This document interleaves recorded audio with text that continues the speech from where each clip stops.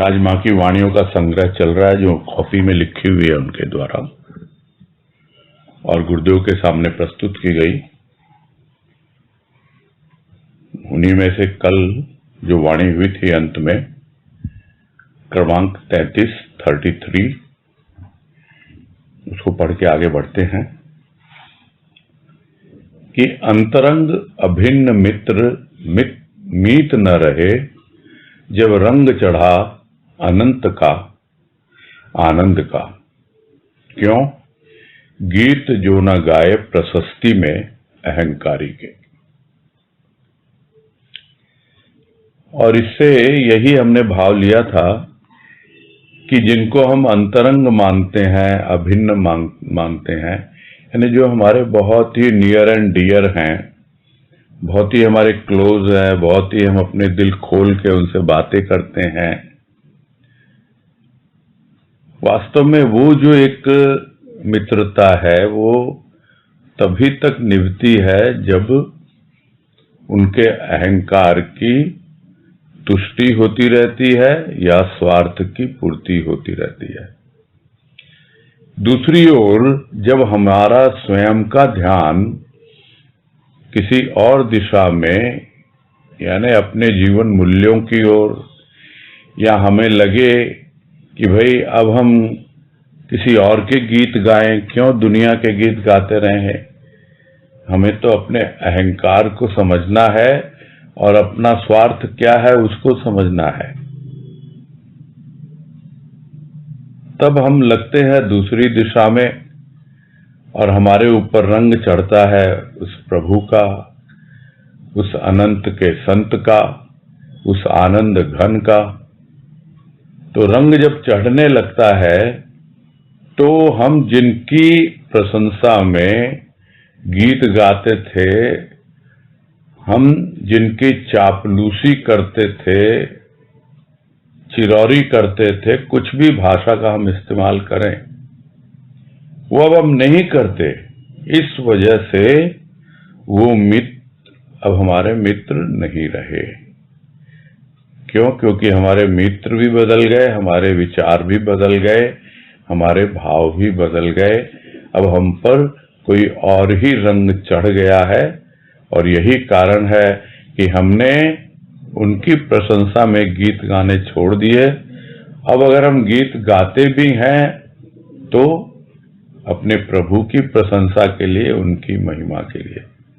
और इस पर भी बात यह भी आई थी कि गुरुदेव कहते हैं वाणी में कि मुझे तारीफ नहीं तरफदार चाहिए।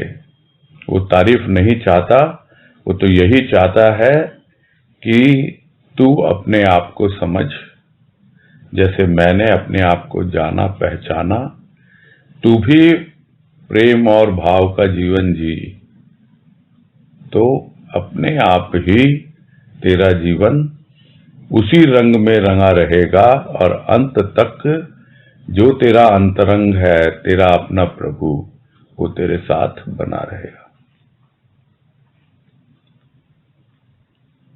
आज है क्रमांक 34। इसमें कह रहे हैं, स्वयं का स्वस्तिक कर्षित प्रांगण में अंतर के, प्रेम रंग से स्वागत है किसका? उसी तथागत का जिसने अवगत किया तथ्य से अकथ्य से। और ये हम नोटिस कर रहे हैं, ध्यान दे रहे हैं हम कि शब्दों का जो चयन है राजमा का और उसके पीछे निहित जो भाव है, इन दोनों का जो एक समावेश है वो एक अलग ही ढंग से है। अलग ढंग से इस प्रकार है कि हम स्वयं की बात भी करते हैं और स्वस्तिक की बात भी करते हैं, जबकि स्वस्तिक में भी यह अक्षर स्वयं तो आता ही है, किंतु यह जो स्वस्तिक है यह है क्या? जब हम इसे समझने की कोशिश करते हैं तो कोई भी हमारे यहाँ मांगलिक कार्य होता है तो यह स्वस्तिक बनाया जाता है, जिसको हम साधारण भाषा में सथिया कहते हैं, मारवाड़ी भाषा में भी। तो स्वस्तिक का चिन्ह बनाया जाता है और यह एक मांगलिक चिन्ह है। किंतु यहां मंगल किसका बता रहे हैं? स्व का स्वस्तिक, यानी वो जो स्व है, मेरा अपना आपा, जो मेरी अपनी पहचान है, वो उसका स्वस्तिक बनाया, यानी उस मांगलिक चिन्ह को प्रकट किया। किसके द्वारा? किसने किया? प्रेम रंग के द्वारा। कहां पर किया? अपने अंतर के प्रांगण में। तो कैसे वो खिंचा चला आया वो मांगलिक अवसर? उस आकर्षण के द्वारा। कर्षित यानी आकर्षित, आकर्षित हुआ, खिंचा चला आया, वो प्रेम रंग में रंग कर हमारे अंतर के प्रांगण में, अंतःकरण में। तो अब तो स्वागत ही स्वागत है। तो कोई मांगलिक अवसर होता है, हम स्वस्तिक का चिन्ह बनाते हैं, किसके लिए? कि जो भी आए अपने द्वार पर, उस द्वार पर उसका स्वागत करते हैं। तो अपने अंतर के प्रांगण में, उसके द्वार पर प्रेम के रंग से हमने स्व के स्वस्तिक का एक चिन्ह बनाया है, जो एक मांगलिक चिन्ह है, प्रेम के रंग से रंग कर। अब स्वागत है, किसका स्वागत है? स्वागत है उस तथागत का। तो तथागत बुद्ध का भी एक नाम है, भगवान बुद्ध का। किंतु वास्तव में जो तथागत होता है, उसका यही भाव होता है कि जो अपने गंतव्य तक पहुंच चुका हो, जिसे अपने लक्ष्य की उपलब्धि हो चुकी हो, लक्ष्य को प्राप्त कर लिया हो, उसे कहा जाता है तथागत।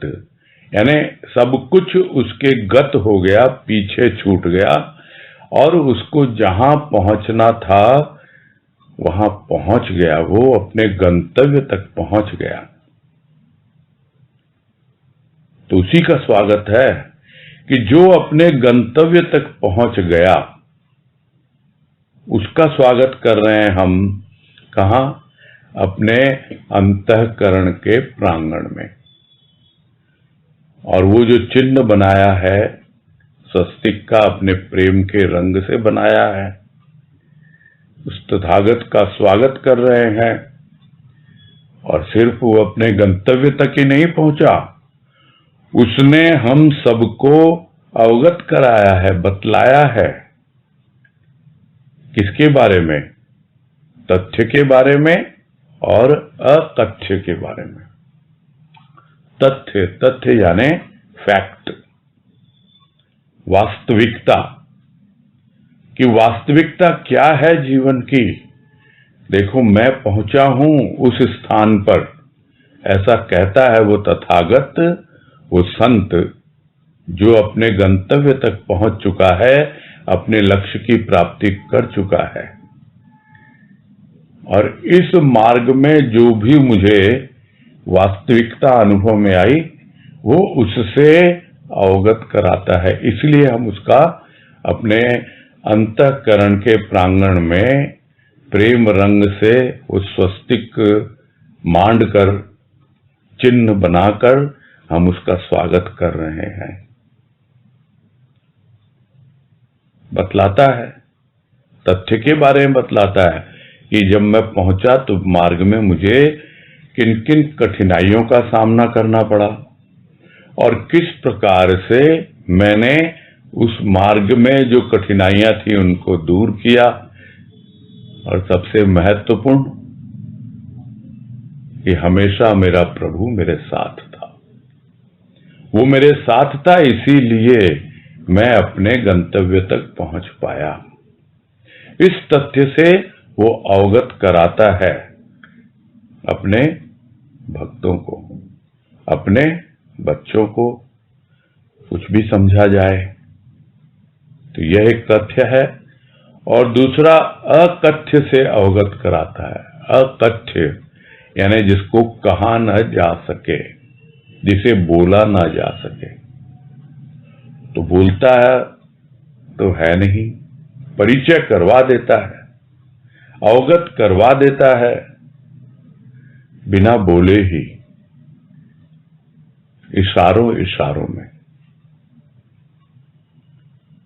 और इशारों इशारों में ये इशारे भी कौन से हैं? ये कोई स्थूल के इशारे नहीं है, यह सूक्ष्म के इशारे हैं। और वो जो सूक्ष्म के इशारे हैं, उस इशारे पर जब हम अकथ्य से परिचित होते हैं तो शुरू शुरू में तो हम भी बहुत कुछ बोलना चाहते हैं। जैसे प्राणों की कोकिला चहक उठती हो, वो प्राण जो सोए हुए थे, उन प्राणों में एक जागृति आती है, उनका एक सूक्ष्म रूप भीतर में समझ में आता है। वो इशारों ही इशारों में हमारे प्राणों में बस जाता है। तब क्या पूछेगा कोई उससे? यही ना कि इशारों इशारों में दिल लेने वाले, बता ये हुनर तूने सीखा कहां से? तो वो क्या बोलेगा? ये हुनर मैंने अपने गुरु से सीखा है। यह अकथ्य है, बतलाया नहीं जा सकता, किंतु अनुभव किया जा सकता है। तो उसने अवगत कराया उस तथ्य से और उस अकथ्य से। तो अब वो फिर से आ रहा है हमारे यहां, हमारे अंतःकरण के प्रांगण में। तो हम क्यों न प्रेम रंग से रंग कर उस स्वस्तिक का, जो स्वयं का स्वस्तिक है, स्वयं के भाव से बनाया हुआ, अपने भीतर जितना कुछ है वो कुछ सब कुछ उसके सामने उड़ेल कर एक मांगलिक चिन्ह बनाकर हम अपने अंतःकरण में उसका स्वागत कर रहे हैं। आगे है क्रमांक 35 में कह रहे हैं, पीयूष वर्षा मुखामृत से प्रिय वाणी में, पोषण संतति का संत की, इति शांत जीवन की। पोषण पल का नहीं, कल्प कल्पांतर का।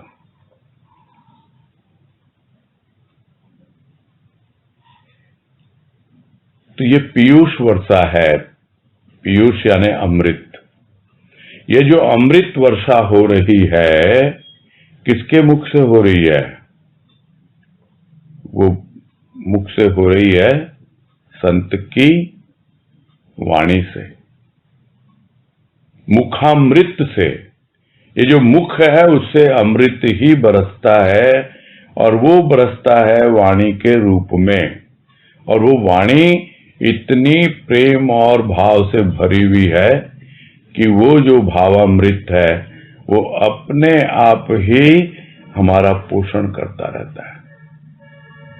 बस हम उसकी वाणी का जो अमृत है, उसमें छिपा हुआ जो भाव है, उस अमृत का पान करते रहें तो क्या है? पोषण होता है संत की संतति का। संतति यानी संतान। जो भी संत की संतान हैं, यानी जिन्होंने संत की शरण ग्रहण की है, शरण ही नहीं उसे अपना सर्वस्व माना है। जिस तरह एक बच्चे के लिए उसके माँ बाप ही सब कुछ होते हैं, वही संतान है उसकी, तो संतान के लिए उसके जो माँ बाप हैं वही सब कुछ। वैसे ही संत की संतान के लिए संत ही सब कुछ, वही उसके लिए माँ, वही उसका पिता, वही उसके लिए सब कुछ है। तो उसका पोषण होता है। यानी सूक्ष्म में जो कुछ भी हमारी कमजोरी है, क्यों है वो कमजोरी?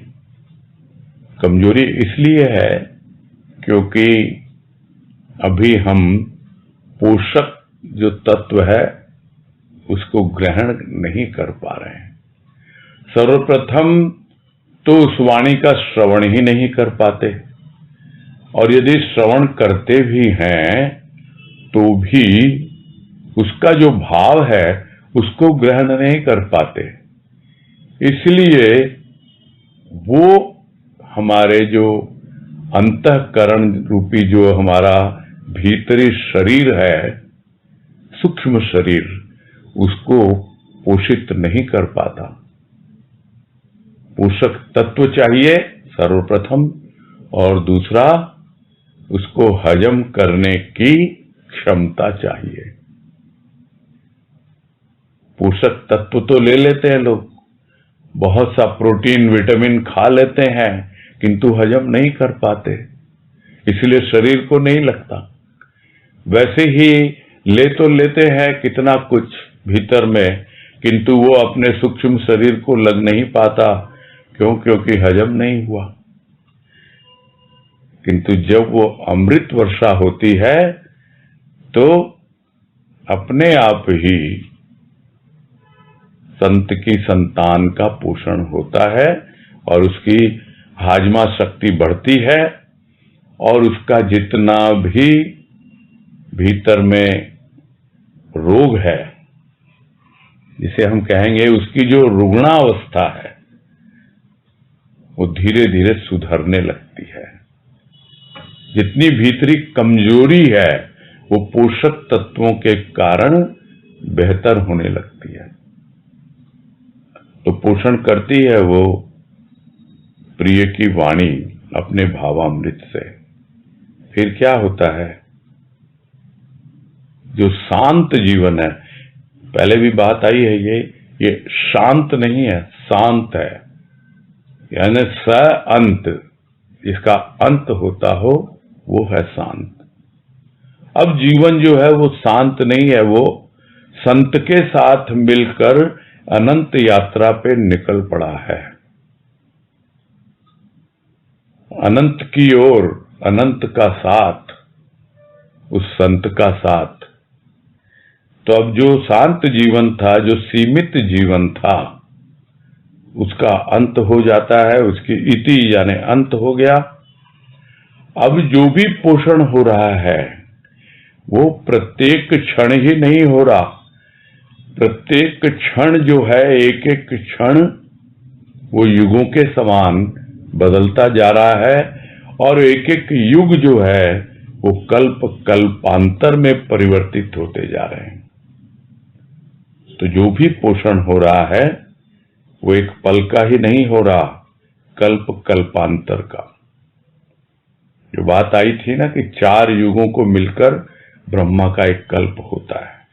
ये जो 4 युग हैं, सतयुग, त्रेता युग, द्वापर और कलयुग, तब एक कल्प होता है, फिर से प्रलय आती है, फिर एक कल्प शुरू होगा ब्रह्मा का। तो यही मान्यता है हिंदू संस्कृति में कि कल्प बार बार आएगा, प्रलय आएगी, किंतु जिसका पोषण हो गया उस अमृत वाणी से वो तो असीम और अनंत में समा जाता है, वो तो उसकी कृपा से अमरता को उपलब्ध हो जाता है। तो वो जो पोषण हुआ वो कल्प कल्पांतर के लिए हो गया। अब उसको पुनः इस धरा पर आना नहीं होगा, भले ही सृष्टि की रचना हो, किंतु वो तो अपने प्रभु के साथ वहीं विद्यमान है, उसी सत्यलोक में।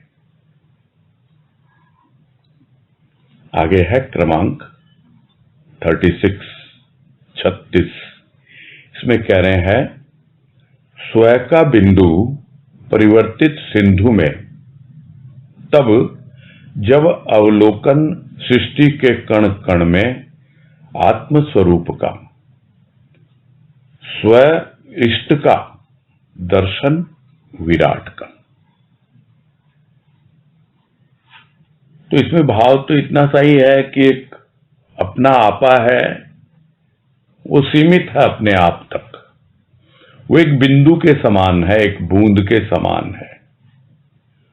तो स्वयं का जो बिंदु है, यानी अपने आप में जो एक छोटी सी बूंद में जो अनुभव हो रहा है, वो परिवर्तित जब सिंधु में हो जाता है तब क्या होता है, यानी जैसे अनुभव किया व्यष्टि में, यानी व्यक्ति में, अपने आप में, और वो समष्टि में आ जाता है, यानी पूरी सृष्टि में आ जाता है। यानी जो पिंड में अनुभव में आया वो ब्रह्मांड में आने लग गया। पहले क्या था? पहले यह सुना हुआ था कि जो ब्रह्मांड में है वो पिंड में है, यानी जो पूरी सृष्टि में है वो व्यष्टि में है। तो अपने आप को देखें, अपने आप में उस स्वयं में जब अनुभव कर लेते हैं तो वो एक बूंद के समान प्रतीत होता है, किंतु वो परिवर्तित हो जाता है जब उसी भाव को हम सर्वव्यापी भाव से जोड़ देते हैं, यानी पूरी सृष्टि में उसका अवलोकन होता है। पूरी सृष्टि के कण कण में होता है।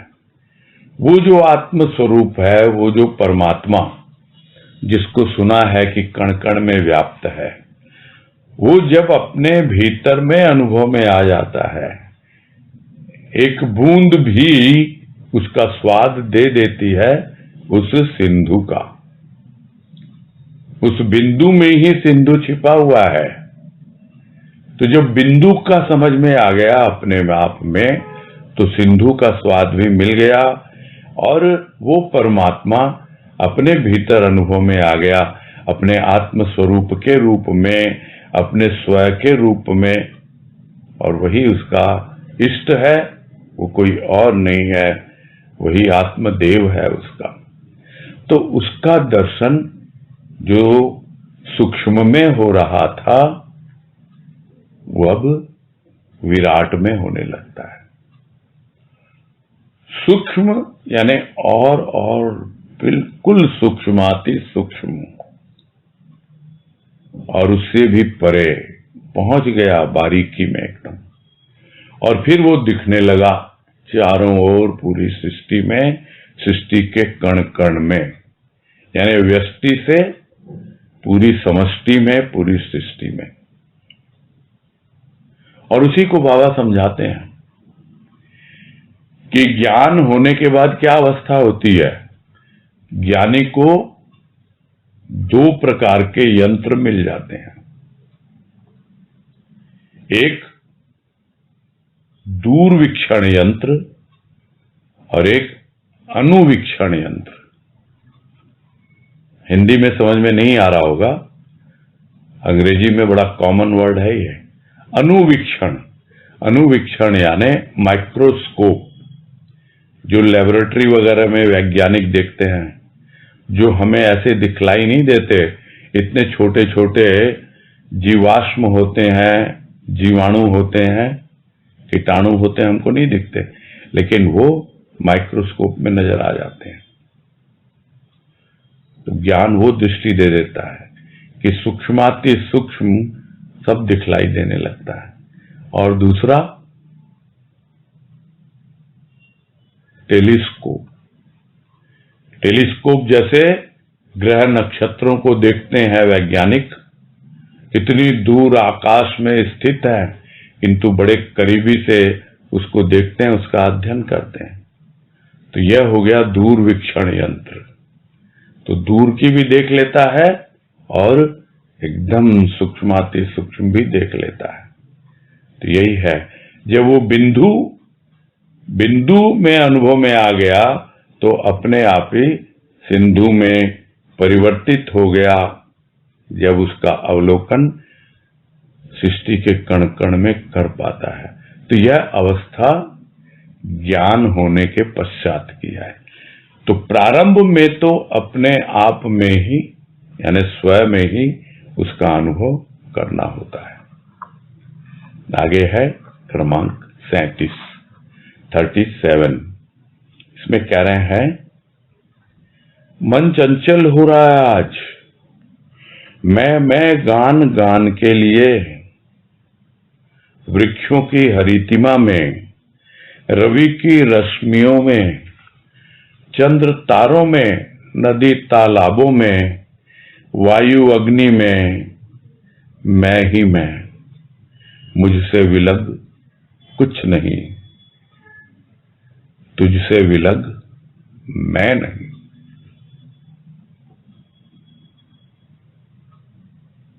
और उसी भाव का और विस्तार है कि यह अनुभव जब मिल गया कि दर्शन विराट का हो गया सृष्टि के कण कण में, तो अब मन चंचल हो रहा है। इस सब जगह तो मैं ही मैं हूं, मेरे भीतर भी मैं एक बूंद के रूप में, मेरे बाहर भी मैं एक सिंधु के रूप में, सर्वत्र मैं ही मैं तो हूं। और उसका गान करने के लिए, उसका उद्घोष करने के लिए, उसको गुनगुनाने के लिए मन कर रहा है। तो कहां नहीं हूं मैं, सब जगह हूं। ये अनुभव मिल जाता है वृक्षों की हरितिमा में। ये पेड़ पौधे जितने भी हैं, उन सबके हरे हरे पत्तों में, हरी हरी घास में, जहां कहीं भी हरितिमा दिखाई देती है, यानी वो जो प्रकृति हरे रंग की चूनर ओढ़ के बैठी है, पूरी प्रकृति में उस पुरुष का दर्शन करता है। और वो पुरुष कौन है? वो तो मैं ही हूं, वो कोई और नहीं है। प्रकृति में यानी रवि की रश्मियों में, वो जो सूर्य है उसकी एक एक किरणों में मैं ही मैं हूं, और कोई है ही नहीं वहां। चंद्र में, तारों में, सब जगह, चांद की चांदनी में, तारों के प्रकाश में, नदी तालाबों में, कौन सी जगह बाकी है? ये मैं है कौन आखिर? ये मैं क्या मैं हूं? अरे ये मैं तो तुम हो। वो तुम जो परमात्मा, जिसे मैं समझता था कि सर्वव्यापी है, तुमने दिखा दिया सर्वव्यापी तो मैं हूं ही, किंतु उससे पहले मैं तुम्हारे भीतर बैठा हुआ हूं। अपने भीतर खोजो उसको, तो फिर ये अनुभव भी पाओगे कि सर्वव्यापी मैं ही हूं। तो अभी जो ये मैं है, ये मैं, ये कोई और नहीं कह रहा, वो भीतर बैठा हुआ हमारा प्रभु ही हमें कह रहा है। क्यों? क्योंकि मैं और तू में अब अंतर रहा ही नहीं। मैं अलग, तू अलग। ये कब होता है? जब द्वैत होता है, दुई होती है। दुई है यानी अभी दूरी है। दूरी दो बिंदुओं के बीच में ही होती है, जो हमें ज्योमेट्री में समझ में आता है। दो बिंदु हैं, दोनों के बीच में दूरी है। किंतु जब दोनों बिंदु एक हो जाते हैं तो दूरी दूर हो जाती है, यानी दूरी रहती नहीं है। तो अब दूरी दूर हो चुकी है, दोनों एक हो चुके हैं। तो भक्त तो हमेशा कहता रहता है, तुम ही तुम हो, तुम ही तुम हो। अब क्योंकि भक्त आजीवन यही कहता रहा, तो उसका प्रभु क्या कहेगा उसको? वो भी वही उसी भाषा में कहता है, तू ही तू, तू ही तू। अरे वो तू ही है, तू जिसे खोज रहा है। और जब वो पा लेता है कि हां सही कहा, तू और मैं जब एक हो गए, तब फिर कौन रहा? मैं रहा या तू रहा? जब ज्ञान में आएगा तो मैं ही मैं की बात करेगा। सो अहम ब्रह्मास्मि, यह सब बातें कहेगा कि मैं ही वो हूं, मैं ही ब्रह्म हूं। किंतु जब भक्ति में आएगा तब कहेगा कि तुमसे अलग मैं नहीं, मुझसे अलग तू नहीं, तू जहां है मैं वहां हूं और मैं जहां हूं वहां तू है। तो क्या इस सृष्टि में कोई जगह है इस जहान में? तो भक्त की तो हमेशा आरजू यही होती है, जो भजन में व्यक्त हुआ याद आ गया कि प्रभु मेरी है एक आरजू, तू जहां रहे मैं वहां रहूं। नहीं इस जहां में कोई जगह जहां तू न हो और मैं रहूं। जहां में कोई जगह ऐसी नहीं है जहां तू न हो और मैं रहूं। मैं वहां हूं जहां तू है, वहां मैं हूं। मुझसे विलग कुछ नहीं और तुझसे विलग मैं नहीं। ये तू और मैं एक हो चुके हैं।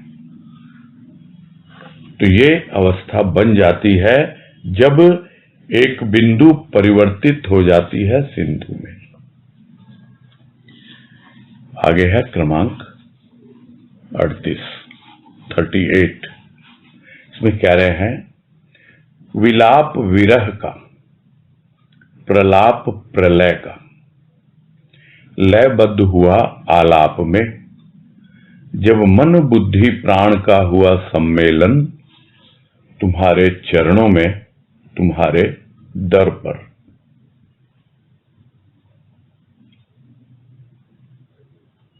शब्दों का तो खेल होता ही है और राजमां का तो हम देख ही रहे हैं। तो यहां 3 शब्द लिए हैं, विलाप प्रलाप आलाप। विलाप यानी रोना धोना, और वो रोना धोना भी कोई थोड़ा बहुत नहीं, बहुत ज्यादा जो रोता है बिलखता है वो विलाप कहलाता है। प्रलाप यानी जो भी पागलपन में कुछ समझ नहीं आ रहा, जो अंट शंड जो भी उल जरूल कुछ भी बकता रहता है, वो प्रलाप। और आलाप होता है जो हम स्वरों में गीत गाते हैं, लयबद्ध तरीके से गाते हैं पूरा, जिसे हम कहते हैं स्वरों का उतार चढ़ाव होता है, वो आलाप होता है। तो पहले क्या था? विलाप था विरह का, विरह में रोता रहा। और प्रलाप किसका था? प्रलय का। कितना उल्टा सीधा सुना था, बस सुन सुन के अरे मैं तो मर गया, मेरे तो आ गए प्रलय, और कहां हूं, अभी तक तुमसे मिला ही नहीं मैं, और विलाप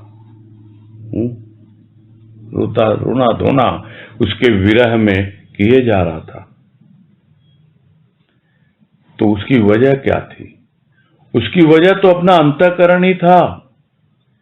मन कुछ कह रहा था, बुद्धि कुछ कर रही थी, और प्राणों का तो कुछ परिचय ही नहीं था। किंतु जब मन बुद्धि और प्राण सब एक साथ मिल गए तुम्हारे चरणों में, और वो चरण कहां थे? तुम्हारे दर पर, उसमें आकर के सब ठौर ठिकाने आ गए। नहीं तो सब उछल कूद मचा रहे थे, कोई कुछ बोल रहा है, कोई कुछ बोल रहा है। तो कैसे लयबद्ध होंगे आपस में? अगर 3 गाने वाले हैं, एक मन है, एक बुद्धि है, एक प्राण है, तो तीनों अगर अलग अलग स्वर में गाएंगे तो कैसे लयबद्ध होगा?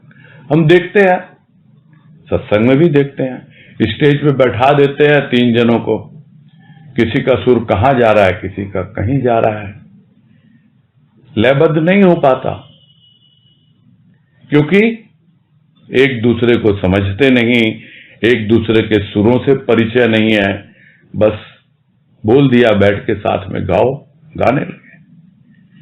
वही है, मन बुद्धि प्राण तीनों को बोल दिया बैठ के गाओ तुम। अरे विलाप कर रहा है, प्रलाप कर रहा है, कुछ समझ में नहीं आ रहा बुद्धि को, और मन जो है बिल्कुल रोए जा रहा है, प्राणों तक पहुंच जाती है सब बातें। किंतु सब जब मिलकर एक साथ तुम्हारे चरणों में समर्पित हो जाते हैं, पूरी तरह सूक्ष्म तुम्हारे चरणों में, तुम्हारे दर पर आकर मिल करके सब के सब हाथ जोड़कर विनती ही नहीं करते, बिल्कुल अपने आप को सरेंडर कर देते हैं। बहुत हो गया, अब हमें तुम जीवन संगीत सिखाओ, कैसे हमें आलाप लेना है, कैसे हमें जीवन जीना है, और लयबद्ध तरीके से। तब वो मन को समझाता है, बुद्धि को समझाता है, और अपना प्रेम जो है वो प्राणों तक पहुंचाता है। तब विरह का विलाप दूर होता है, प्रलय का प्रलाप दूर होता है। क्यों? क्योंकि अब तो प्रेम में लय हो गया, अब प्रलय की कोई बात नहीं। अब तो वो मिल गया जिसकी रह रह कर याद आती थी। विरह जागा हुआ था इसलिए रो रहा था, अब वो मिल गया, सब कुछ उसके चरणों में समर्पित हो गया, तो अब जीवन एक संगीत बन गया। अब आलाप ही आलाप, और पूरी तरह से मन बुद्धि प्राण एक लयबद्ध होकर उसका गुणगान करते हैं, उसकी महिमा गान करते हैं। तो यह परिवर्तन है, और हम देख रहे हैं ज्यादातर वाणी में कि किस प्रकार से परिवर्तन होता है जीवन का, क्या रूपांतर होता है। वो राजमा ने ज्यादातर वाणियों में यही अपना अनुभव लिखा है। आगे है क्रमांक 39 में कह रहे हैं, विलक्षण है यह विश्व,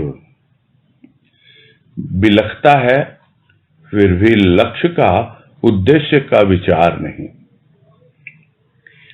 विलक्षण है तुम्हारा भाव, विश्व में विश्वेश्वर की छवि दिखाता, बिलखना निश्शेष, लक्ष्य की उद्देश्य की प्राप्ति सहज में।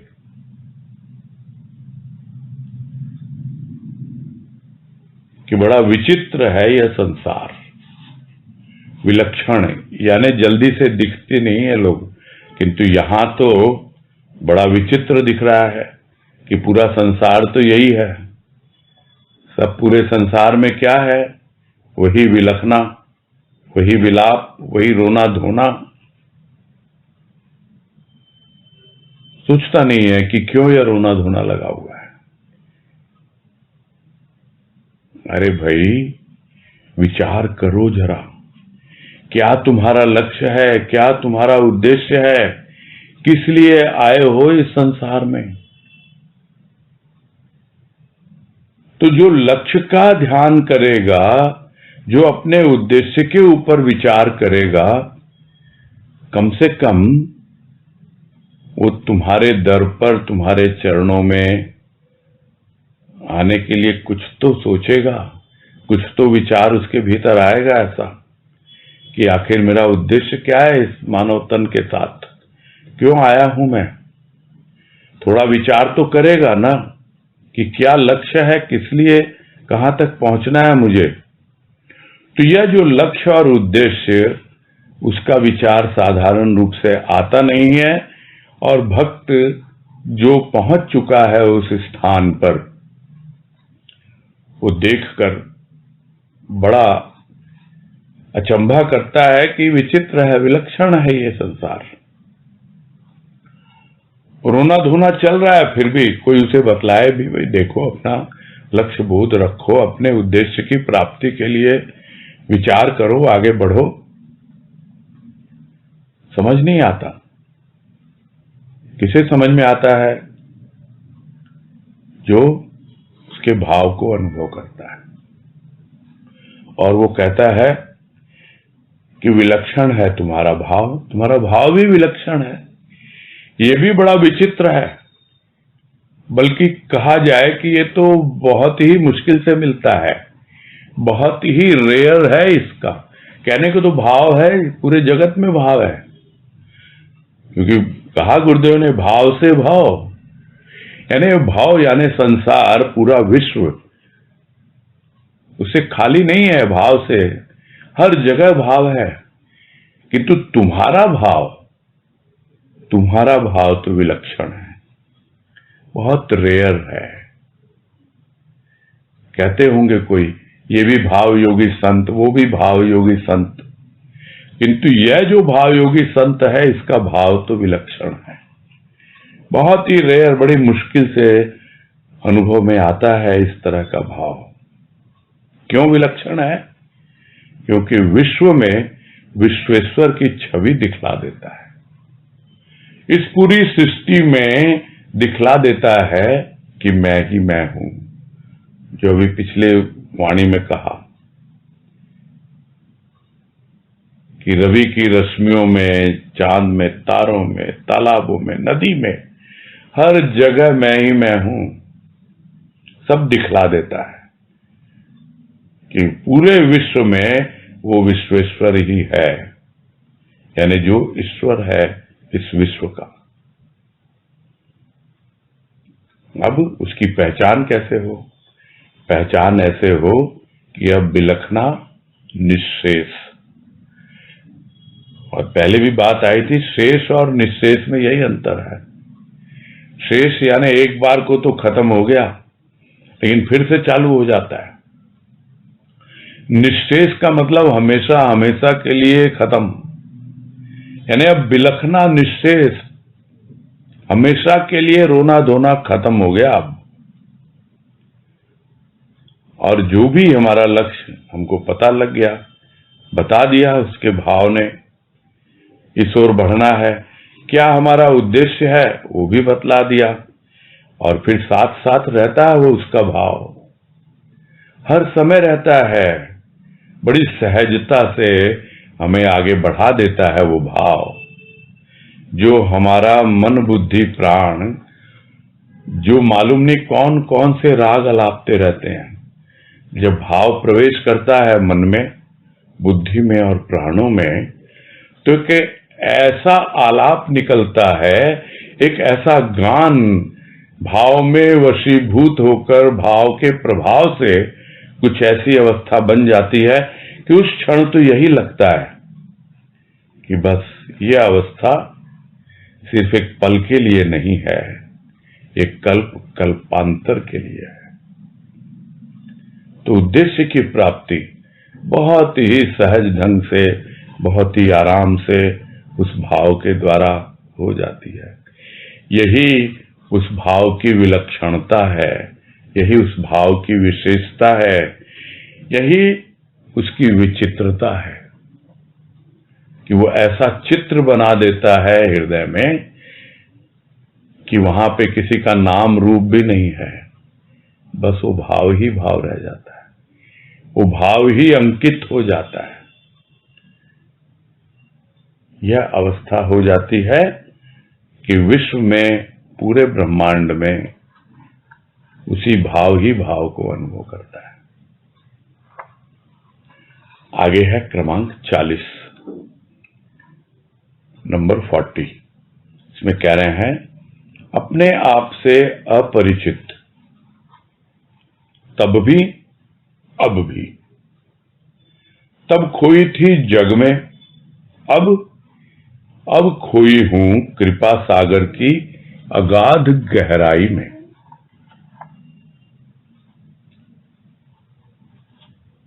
तो अपने आप से अपरिचित, अपना होश नहीं है। होश तो तब भी नहीं था, कब? जब दुनियादारी में लगा हुआ था, खोई हुई थी, दुनिया में खोई हुई थी, इसलिए उस वक्त भी होश नहीं था। और अब भी होश नहीं है, किंतु अब दुनियादारी में नहीं है, अब जग में नहीं है, अब भव सागर में नहीं है, अब कृपा सागर में है। और कृपा सागर में भी कोई सतह पर नहीं है, उसकी अगाध गहराई में है। यानी उसकी इतनी गहरी जो अवस्था है, यानी उस कृपा सागर के जो मोती हैं, एक एक ऐसे मोती उस सागर में जो विशिष्ट कृपा कहलाती है, उसमें खोई हुई है अब ये हमारी पूरी अंतर आत्मा। वहां पहुंच जाती है कि बस कृपा ही कृपा, और वही उसकी गहराई है कि आत्मिक अनुभव ही पहचान। छोटी छोटी लहरों में खेल रहे हैं नहीं, कृपा को छोटे छोटे रूप में देख रहे हैं। है तो कृपा का सागर, किंतु हम तो लहरों में ही खेलते रहते हैं। यहां कह रहे हैं उसकी अगाध गहराई में खोई हुई हूं मैं, तो उसमें डूबी हूं, इसलिए अपने आप से अपरिचित हूं। कोई मुझे बताए कहां हूं मैं, कहां नहीं हूं, कौन बतलाएगा? वो कृपा सिंधु, वही तो मेरा बंधु, वही तो मेरा सब कुछ, वही तो बतलाएगा कि कहां खोई हुई है। नहीं तो पता कहां लगता है कि मैं खोई हुई हूं। जब खो जाता है तब किसे ढूंढता है? जो उसके साथ होता है, किंतु कृपा तो उसके साथ है। फिर खोई हुई हूं तो बाहर निकलने से मालूम पड़ता है। जब सागर की गहराई से निकल के बाहर आता है किनारे पर, तब मालूम पड़ता है मैं तो वहां खोई हुई थी। पहले भी खोई हुई थी दुनियादारी में, इस जगत में, और अब भी खोई हुई हूं, किंतु अब मैं खोई हुई हूं उस सागर की गहराई में। आगे है क्रमांक 41। इसमें कह रहे हैं, गहन तुम्हारा जगत, अति गहन तुम, ग्रहण जगता, ग्रहण बनता जीवन का, ग्रहण तुम्हारा, ग्रह नक्षत्र बनाता विश्वाकाश का। और इस वाणी का जो भाव है थोड़ा अलग है। अलग यह है कि इस गहन को कैसे ग्रहण किया जाए, कि बहुत गहन है, बहुत गहरा है तुम्हारा जो भाव जगत है। तुम्हारा जगत कुछ और नहीं है, तुम्हारा संसार क्या है? भाव का है। और वो भाव का इतना गहन है, इतना गहरा है, कितना डूबो, कितना डूबो। डूब के मैंने जाना गहरा ही गहरा तू।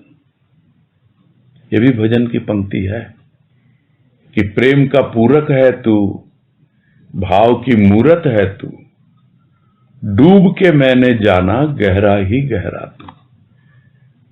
तो तुम्हारा जगत, तुम कितने गहरे हो, डूब के ही पता लगता है। और उससे भी गहरे तुम हो, तुम्हारा जगत तो तुमसे ही बना है। तुम जो उस भाव के केंद्र में हो, तुम जो स्वयं हो, यानी मेरा अपना आपा हो, उस स्व के इर्द गिर्द ही तो मेरा स्वभाव है, स्व का भाव है। तो वो स्व तुम जो हो, वो तो उससे भी गहन हो और भी गहरे हो। तो उस गहन को कैसे ग्रहण किया जाए? प्यास तो होनी चाहिए ना सागर की। कृपा का सागर है, भाव का सागर है, आनंद का सागर है।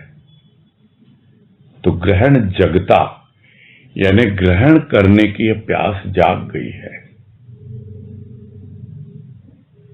और जब प्यास जागेगी तभी तो ग्रहण करेगा। तो ग्रहण बनता जीवन का, यानी अब जीवन कुछ ऐसा बन गया कि अब भाव को ग्रहण करने की क्षमता विकसित होने लग गई। नहीं तो पहले ग्रहण करते थे, कृपा तो ग्रहण करते थे, अब भी करते हैं। पहले उस कृपा को हम वस्तुओं में ग्रहण करते थे, अब उस कृपा को हम आत्मिक अनुभव में ग्रहण करते हैं, भाव के रूप में, आत्म भाव के रूप में ग्रहण करते हैं। तो ग्रहण तो जग गया, जागृत हो गया। अब वही ग्रहण हमारा जीवन बन जाता है कि बस हमें कुछ और नहीं चाहिए, तुम्हारी कृपा चाहिए और हमारी पात्रता बढ़ती जाए, हम और ग्रहण करते जाएं और पूरा सागर पी लें हम तो। तब जाकर ग्रहण तुम्हारा, यानी तुम पूरी तरह अंतर में समा जाते हो। तुम जो मेरे अपने आपे हो, तुम जो मेरा स्व हो, वहां तक ये भाव मुझे पहुंचा देता है। और फिर जो भी विश्व का आकाश है, यानी जब घटाकाश में अनुभव में आ गया, इस घट के आकाश में, इस अंतःकरण में, तो जो भी बाहर पूरा विश्व का आकाश है, उसमें जितने भी ग्रह नक्षत्र, उसमें अनुभव में आ जाता है। अब कितनी कृपा का वर्णन किया जाए गुरुदेव को, गुरुदेव की कृपा का। यहां राजमा ने व्यक्त किया है ग्रहण करने की क्षमता के ऊपर। गहन है, फिर भी हम ग्रहण करना चाहते हैं, और किस तरह है वही भाव ग्रह नक्षत्र के रूप में पूरे विश्व के आकाश में अनुभव में आता है। बोलते बोलते फिर भजन की पंक्तियां इसीलिए याद आ जाती हैं। बहुत कृपा का अनुभव होता है गुरुदेव की। इसमें जरा सा भी कोई अहंकार नहीं है कि कोई यह समझे कि अपने आप को दिखाने की प्रोजेक्ट, ये उसकी कृपा का वर्णन है। क्या कि रोम बने हैं व्योम के तारे, रोम बने हैं व्योम के तारे, जगमग करते जग में सारे। भाव अनोखा प्रभु से पाकर गदगद हो जा, उसमें समाना। उसी में समा जा अब तू तो। जो तेरे भीतर है वही तेरे बाहर पूरे विश्व में। जो रोम तेरे बने हैं छोटे छोटे, वो व्योम के तारे नजर आ रहे हैं, ग्रह नक्षत्र इस पूरे विश्वाकाश में। तो जो घटाकाश में वही विश्वाकाश में। रोम बने हैं व्योम के तारे, जगमग करते जग में सारे। भाव अनोखा प्रभु से पाकर गदगद हो जा, उसमें समाना। खुश हो मन मेरे, कैसा रोना धोना। भाव में आना, जग में जगमगाना। कौन जगमगा रहा है भाव में? ये भाव ही तो जगमगा रहा है। और नहीं तो वही रोना धोना, विलाप विरह का, प्रलाप प्रलय का। अब तो खुश हो जा तुम, कोई रोना धोना नहीं अब। तो भाव अनोखा प्रभु से पाकर इतना गदगद हो जाता है भक्त कि जो उसके अंदर पिंड में अनुभव में आ रहा है वही उसे ब्रह्मांड में अनुभव में आता है। जो घटाकाश में वही विश्वाकाश में।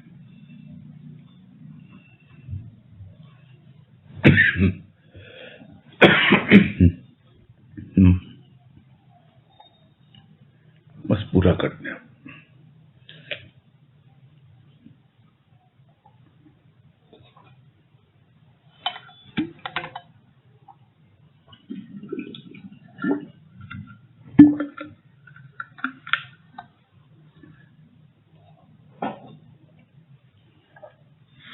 कोई हैंडरेज नहीं है। चलो, समय भी ज्यादा नहीं है अब।